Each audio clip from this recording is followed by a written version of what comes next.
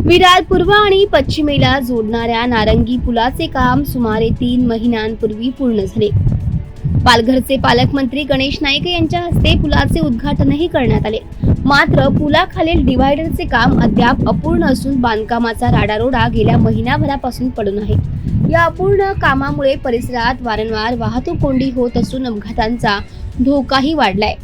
विशेष म्हणजे या मार्गावरून दररोज शाळकरी, विद्यार्थी, नागरिक आणि वाहन चालक मोठ्या संख्येने प्रवास करतात।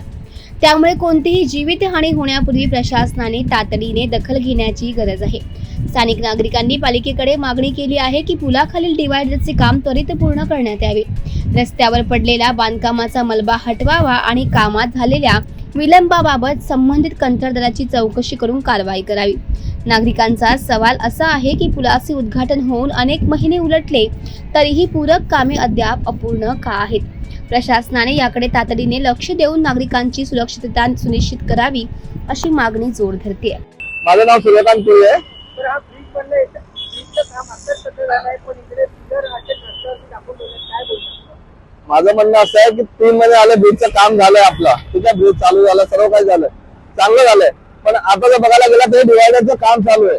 या डिव्हायडरच्या कामामुळे लोकांना असुविधा होते, ट्रॅफिक जाम होत आहे, त्यामुळे ऍक्सिडेंट वगैरे होत आहेत। आता बघायला गेलं तर हा राडा रोडा सगळा खोदून वगैरे ठेवला तर तसंच पडलंय। त्याच्यामुळे गाड्यांना त्रास होतोय, तसेच पब्लिकलाही त्रास होतोय। आज शाळकरी मुलांना त्रास होतोय, शाळकरी मुलांची बस येते, मुलं त्या साईडला उभे राहतात, ऍक्सिडेंट होत आहेत, बाईकचे ऍक्सिडेंट पण झालेत, 2-3 इन्सिडेंट असे झालेत।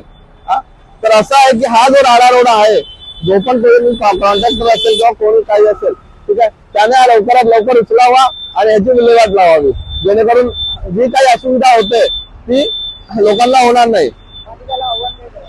पालिकेला आव्हान असं करेन की हा जो कोणी कॉन्ट्रॅक्टर आहे त्याला लवकरात लवकर सांगून हा सगळा राडा रोडा उचलला गेला पाहिजे आणि रस्ता पूर्णपणे क्लिअर झाला पाहिजे।